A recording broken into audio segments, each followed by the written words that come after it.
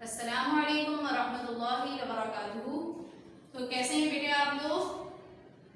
इंशाल्लाह ठीक ठाक ही होंगे। ओके, आज हम अपने नेक्स्ट टॉपिक की तरफ बढ़ रहे हैं। हम क्या पढ़ने जा रहे हैं? Unit number 7, composition of matter. ठीक, अभी लास्ट टॉपिक या लास्ट हमारा लेक्चर था वो कहाँ तक हमने कवर किया था? हमने लास्ट में केमिकल बॉन्ड को अच्छी तरीके से पढ़ लिया है। अब हम क्या करें, केमिकल बॉन्ड को थोड़ा सा हमने डिस्कस किया था, उसी को हम थोड़ा और देख लेते हैं। क्या है हमारे पास chemical bond? The atoms from the elements are held together by forces which scientist called chemical bond.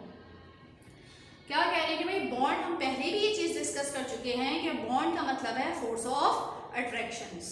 Force of attraction. अब ये जो केमिकल बॉन्ड है, the atoms from the elements, के जो एटम्स हैं वो एक दूसरे से जो जुड़ते हैं, ठीक, वो जिन फोर्सेस या जिस बॉन्ड के जरिए एक दूसरे से जुड़ते हैं, साइंटिस्ट उसको क्या नाम देते हैं? केमिकल बॉन्ड का नाम देते हैं।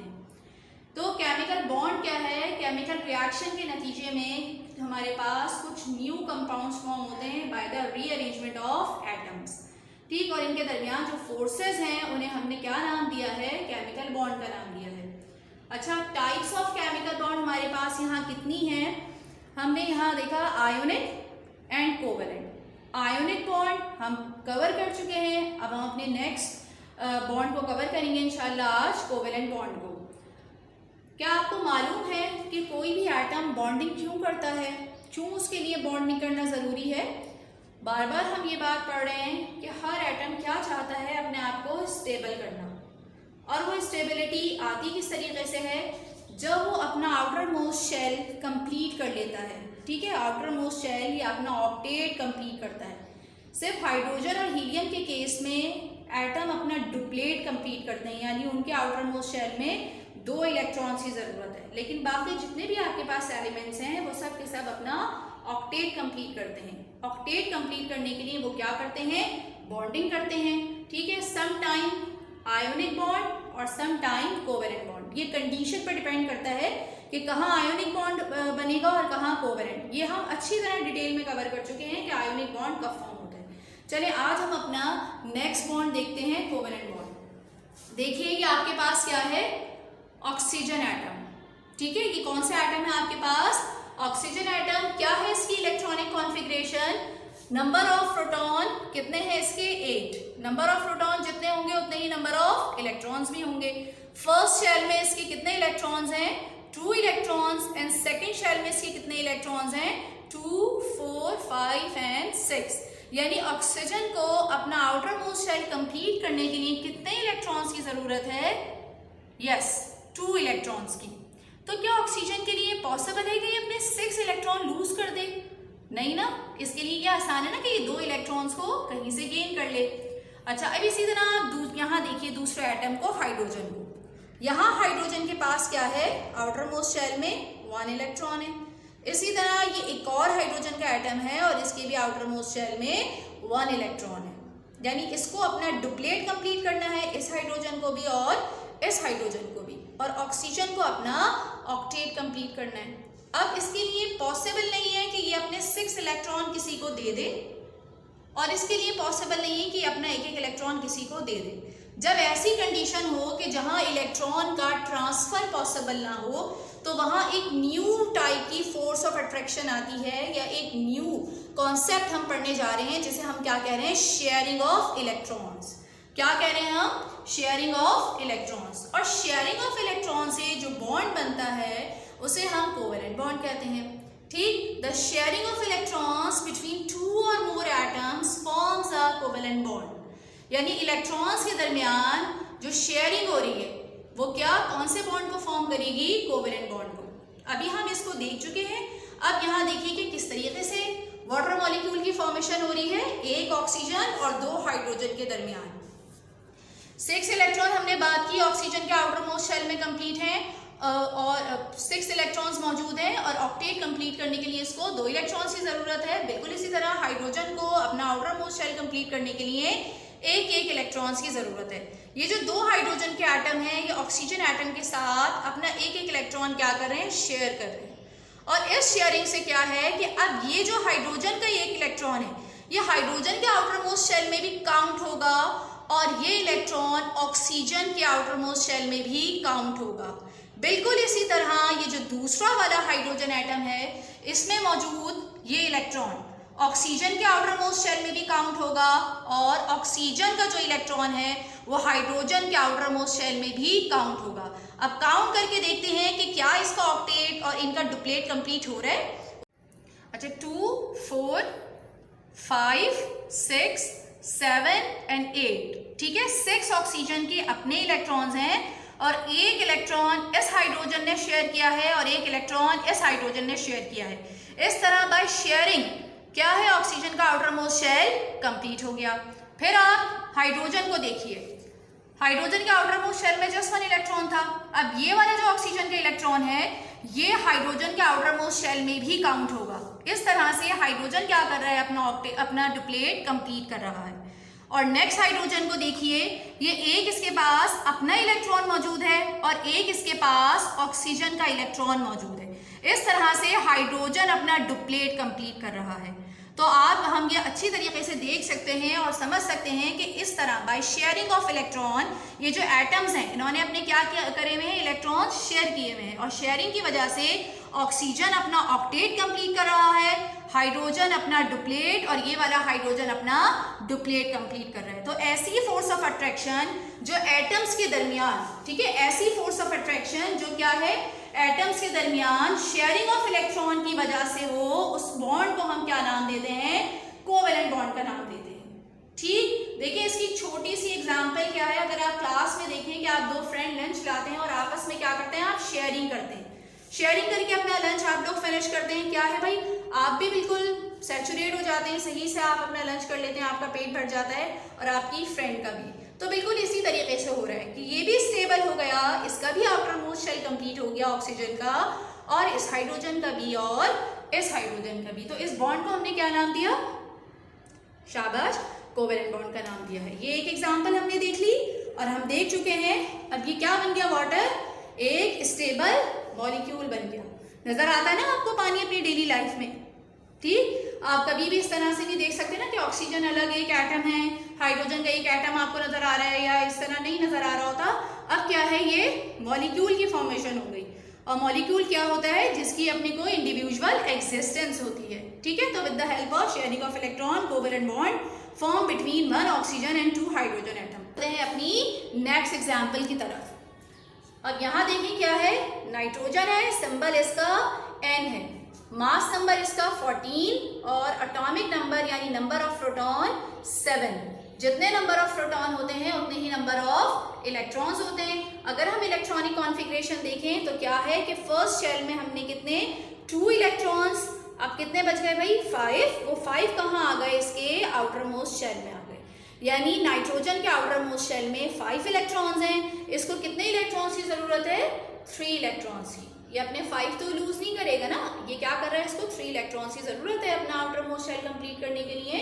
इसी तरीके से देखिए बेटे, यहाँ कितने हाइड्रोजन के हमें नजर आ रहे हैं, 3 एटम्स, ठीक। आउटर मोस्ट शेल में 1 इलेक्ट्रॉन, 1 इलेक्ट्रॉन एंड 1 इलेक्ट्रॉन।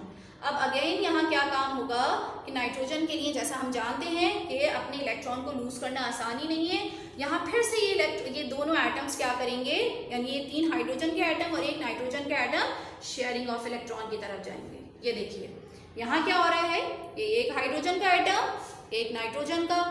इसी तरीके से यहाँ देखिए, एक नाइट्रोजन का इलेक्ट्रॉन है ना, 1 हाइड्रोजन का इलेक्ट्रॉन। ऊपर भी बेटे सॉरी, एटम नहीं, इलेक्ट्रॉन्स।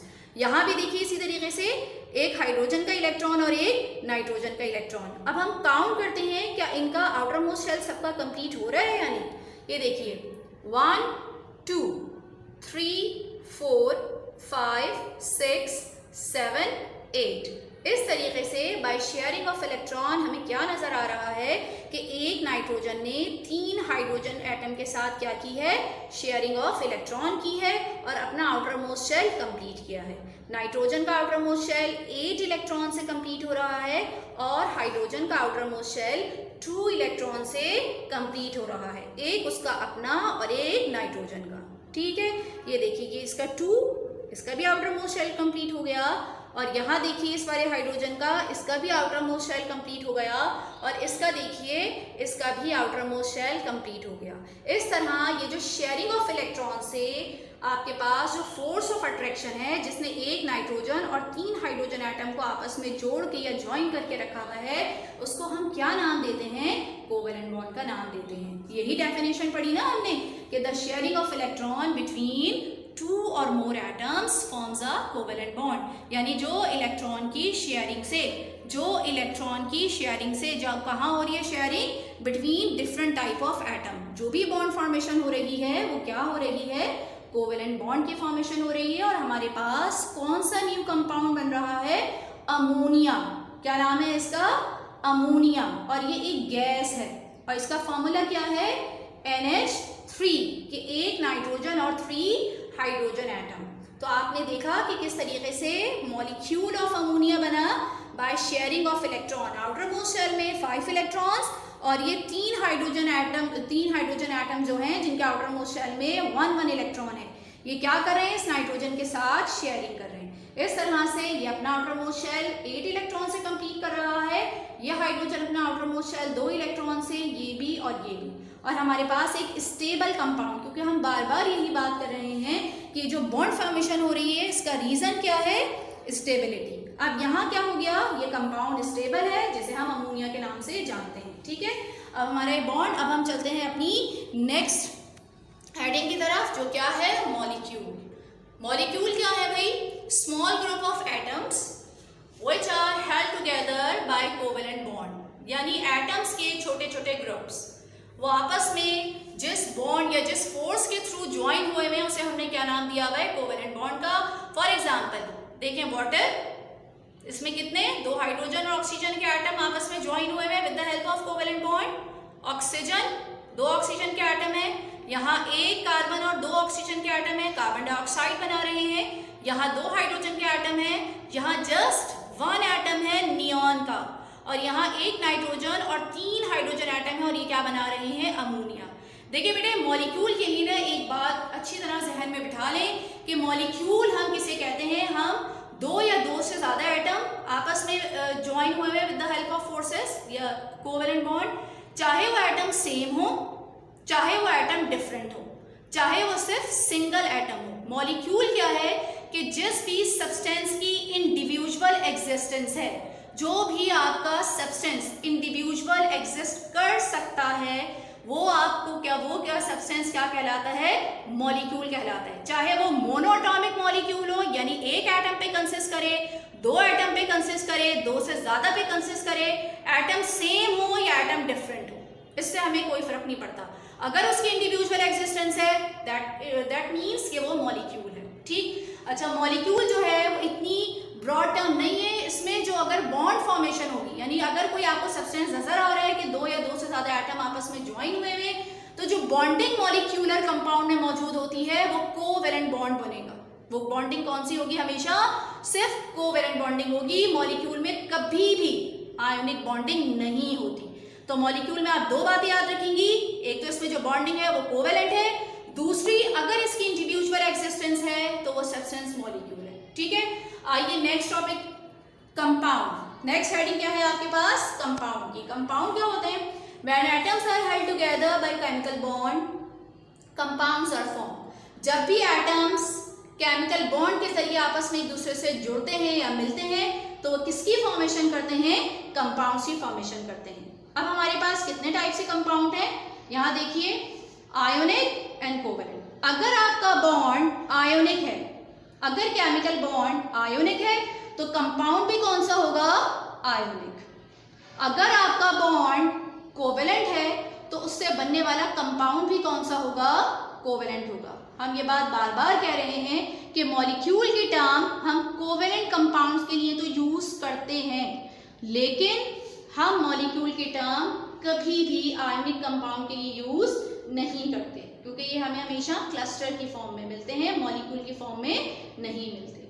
मत देख लीजिए, डू एक्सरसाइज 2 and 8, ठीक है, और एक्टिविटी नंबर 5। बेटे एक बात जरा जहन में रखिएगा प्लीज कि आपकी जितनी भी एक्टिविटीज़ हैं वो आपको बुक में करनी है, और जो भी एक्सरसाइज में क्वेश्चंस हैं वो सारे के सारे आपने कहाँ करने हैं, अपने जर्नल में करने हैं। अब हम देख लेते हैं हमारी बुक में एक्सरसाइज और एक्टिविटी कहाँ मौजूद है और किस तरह से उसे करना है। ये देखिए, question number 2, answer the following questions. What kind of bond exist between a sodium atom and a chlorine atom. क्या आपने सोडियम क्लोराइड की फॉर्मेशन पढ़ी थी? कौन सा बॉन्ड में? आयोनिक या कोवेलेंट। जो आंसर हुआ आप लिखेंगी। ओके, बी पार्ट क्या है इसका? What kind of bond exist between two oxygen atoms. कि ऑक्सीजन के दो एटम्स के दरमियान कौन सा बॉन्ड है, आयोनिक या कोवेलेंट। ये दोनों आप खुद से बताएंगी, ठीक है। नेक्स्ट क्वेश्चन देख लेते हैं, क्वेश्चन नंबर 8। क्वेश्चन नंबर 8 क्या है हमारा? Draw diagram to show the bonding in a molecule of water. ये देख लीजिए हमने इसे जर्नल में किस तरह से किया हुआ है। क्वेश्चन आप यहाँ लाइनों वाले पेज पे लिखेंगी और फिर इसकी जो डायग्राम है वो चाहे बेटे तो इस तरीके से बना लीजिएगा, ठीक है, ऐसे बना लीजिएगा अगर आपको ठीक लगे, और नहीं तो आप चाहें तो उसको इस तरह से भी बना सकती हैं। आप जैसा बनाना चाहें वैसा बना लीजिएगा, ठीक। अच्छा, अब हम आते हैं अपनी एक्टिविटी की तरफ।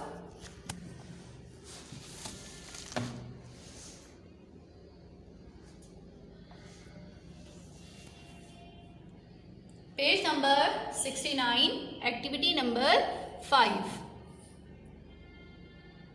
ठीक। क्या है आपके पास? A molecule of a certain gas can be represented by this diagram. ये एक डायग्राम आपको दी हुई है और आपसे इसके बारे में कुछ क्वेश्चंस कर रहे हैं। वो क्या कह रहे हैं? व्हाट इज द गैस, ये कौन सी गैस है? व्हाट इज इट्स फॉर्मूला, इसका फॉर्मूला क्या है? What type of bonding holds the atom together, इसके अंदर कौन से टाइप की बॉन्डिंग मौजूद है? Name another compound with the same type of bonding, किसी और कंपाउंड का नाम बताइए जिसके अंदर यही वाली बॉन्डिंग मौजूद हो जो इस डायग्राम में मौजूद गैस में है। तो आप कोशिश कीजिएगा कि आप इसको खुद से कर सकें। अच्छा, हमने प्रीवियस जो एक्टिविटी की थी आप उसको भी थोड़ा सा देख लीजिए। क्या था हमारे पास? The table shows the structure of several particles. आपको A, B, C, D, E particles दिए हुए हैं, उनके number of electrons, number of protons and number of neutrons दिए हुए हैं। और फिर ये कुछ क्वेश्चंस हैं, देख लीजिए कौन कौन से हैं। Which 3 particles are neutral atoms? हमें बताना है कि कौन से 3 पार्टिकल ऐसे हैं जो न्यूट्रल एटम है। देखिए, न्यूट्रल एटम हम कैसे बताएंगे कि जिनके नंबर ऑफ इलेक्ट्रॉन प्रोटॉन बिल्कुल सेम है वो पार्टिकल कौन से होंगे? न्यूट्रल होंगे। तो आप बेटे देख सकते हैं ना, इलेक्ट्रॉन 12, इलेक्ट्रॉन और प्रोटॉन 12, तो न्यूट्रल हो गया। इसी तरीके से बेटा बी देखिए, यहाँ भी आपके पास 12 एंड 12, और इसी तरह आप लास्ट देखिए ई, यहाँ भी आपके पास 9 इलेक्ट्रॉन एंड 9 प्रोटॉन। तो ये 3 पार्टिकल ए, बी एंड ई, इसका आंसर, ठीक। टैली करें ना आप लोग, तो वैसे कर चुके हैं मुझे मालूम है, लेकिन बस जैसे एक बार इसको टैली कर लीजिए। Which particle is a negative ion, हमें कैसे पता चलेगा नेगेटिव आयन कौन सा है इसमें से? जी बिल्कुल, जिसके नंबर ऑफ इलेक्ट्रॉन ज़्यादा होंगे। किसके ज़्यादा नजर आ रहे हैं आपको? यहाँ देखिए डी, यस, कि यहाँ प्रोटॉन कितने हैं? 8 और इलेक्ट्रॉन कितने हैं? 10, ठीक है। नेक्स्ट वाला देखिए, which particle is a positive ion. Positive ion कैसे पता चलेगा? जिसके प्रोटॉन इलेक्ट्रॉन के मुकाबले में ज़्यादा होंगे। कौन सा नजर आ रहा है आपको? वेरी गुड, जी सी। देखिए यहाँ 10 इलेक्ट्रॉन है और 12 प्रोटॉन्स हैं, शाबाश। नेक्स्ट देखिए, विच 2 पार्टिकल्स आर आइसोटोप्स। आप जानती हैं ना आइसोटोप क्या होते हैं? जिसमें एटॉमिक नंबर तो सेम रहता है बट मास नंबर क्या हो जाता है? चेंज हो जाता है। तो वो हमारे पास कौन कौन सा गिवन है? B and E, B and E, ठीक। ये देखिए यहाँ आपके पास चेंज आ रहे हैं ना प्रोटॉन और न्यूट्रॉन्स में, इसी तरह आप ई में देखिए, ठीक है। अच्छा, अब वो क्या पूछ रहे हैं? Can you identify the particles A to E. आप पहचान सकती हैं कि कौन कौन से ये पार्टिकल्स हैं? हम कितनी दफ़ा ये बात कर चुके हैं ना कि जो नंबर ऑफ प्रोटॉन्स हैं वो किसी भी एटम की आइडेंटिटी है, इससे हम पहचान सकते हैं। हम पीछे पढ़ चुके हैं, सिंबल भी, एटॉमिक नंबर भी, नंबर ऑफ प्रोटॉन भी। अब देखिए बेटा, यहाँ नंबर ऑफ प्रोटॉन इन तीनों के सेम है। इट मीन्स कि ए से लेके सी तक जो पार्टिकल है वो कौन सा है? मैग्नीशियम, ठीक। अच्छा, अब देखिए यहाँ नंबर ऑफ प्रोटॉन 8, 8 किसको होता है? जल्दी याद करें। ऑक्सीजन का। तो डी क्या है आपके पास? ऑक्सीजन।